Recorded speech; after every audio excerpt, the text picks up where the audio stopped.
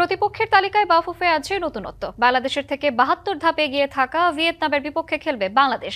চেষ্টা চালানো হচ্ছে ইউরোপিয়ান কোনো দলের বিপক্ষেও ম্যাচ আয়োজন করার। হামজা শমীদদের সাথে বাড়ানো হবে বংশোদ্ভূত খেলোয়াড়ের তালিকা। সিঙ্গাপুর ম্যাচের পরই নতুন কোচের দেখা মিলতে পারে লাল সবুজের ডাগআউটে।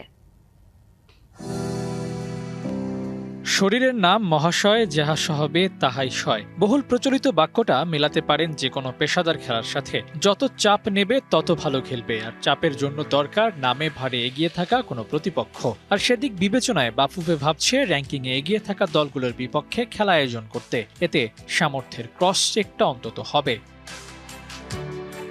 ৩১ মার্চ সিঙ্গাপুরের বিপক্ষে এশিয়ান কাপ বাছাই ম্যাচ। প্রস্তুতির কথা বললে ভুটান, নেপাল দলের কথা সহজেই হয়তো ভাবা যেত, কিন্তু সেসব দিন বদলে দিতে চায় বাফুফে।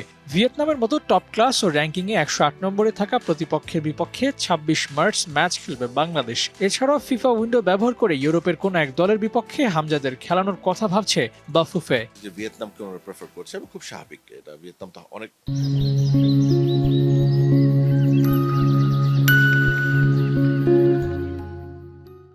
হাই র্যাঙ্কের টিম। ফিজি ওই দিকটাতে কথাবার্তা চলছে আমাদের। উই আর ট্রাইং, হোপফুলি ইউরোপের একটা অপশন আসতেও পারে। শুধু হামজা শমীদদের ক্রিম নিয়ে চলতে চায় না বাংলাদেশ ফুটবল ফেডারেশন।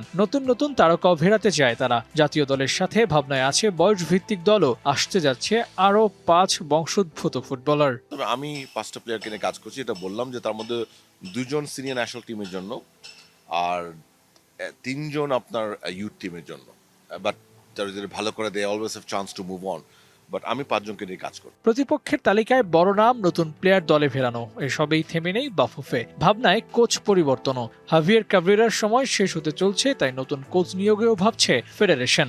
অনেকগুলি সিভি নিয়ে আমাদের ফুটবল ফেডারেশন এসছে, সো বিভিন্ন জায়গা থেকে বিভিন্ন কথা শুনি। হামজা ও সৌমিত্রা দেশের ফুটবলে যে জোয়ার বইয়ে দিয়েছেন তা বহমান রাখতে ভালো অবকাঠামোর বিকল্প নেই। সেসবেই পাখির চোখ করছে বাফুফে।